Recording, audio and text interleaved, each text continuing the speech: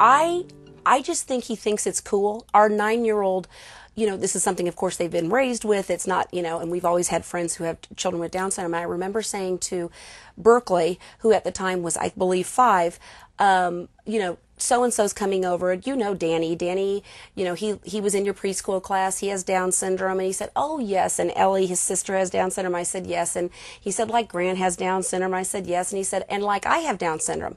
And I said, Berkeley, you don't have Down syndrome. He was incensed.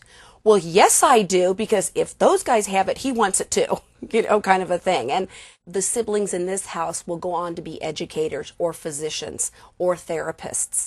But as far as specific stories, he was a great brother. I mean, he would sit and read to his little brother. Corey's 12 years younger, so he would sit and read to him when he was a baby and really had a good time with that. I think that's another reason he can read as well as he does, because when he was 12 and 13 and 14, he was reading to his baby brother a lot. And that makes a big difference for both of them in closeness.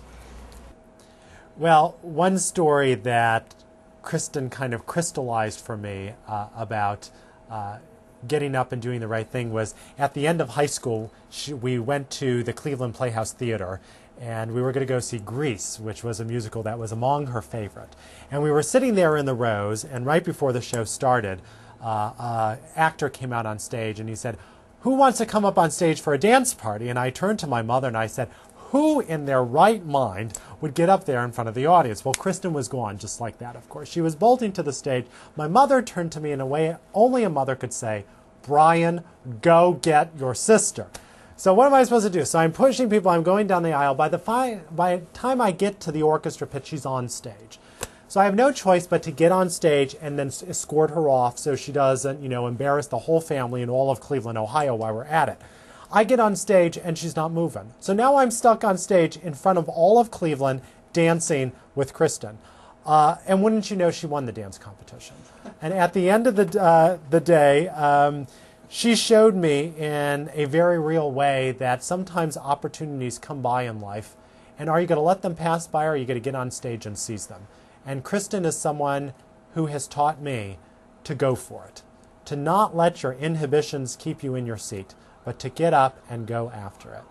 And a person who was here at the center who had a large family. She had 4 children. Her 4th child was a little boy with Down syndrome, and then they went on to have 4 more children. So they had 8 children in total. And their neighbor, who was a very close friend, was pregnant. And when she had her baby, the little baby had Down syndrome. So the mother gathered all the children together, and she said, Mrs. Brown had her baby. And they said, oh, great, what'd she have? Well, she had a little boy. I need to tell you that the little boy has Down syndrome. And automatically, all the kids stood up and cheered. And the parents were both blown away. I mean, it's not a reaction that an adult would have. And once they kind of got, stood back and thought about it, those children knew what a treasure their brother was and how important that was to their family. They didn't worry about what's going to happen when he's 50 or those things that we get hung up in. All they knew was this was the best thing that had ever happened to their family, and they knew it was going to be a wonderful thing for their next door neighbor's family. And I thought that just really tells the story. For new parents, the #1 misnomer is that Down syndrome will have a negative impact on brothers and sisters. In fact, all brothers and sisters we talked with viewed it as a blessing or even a gift.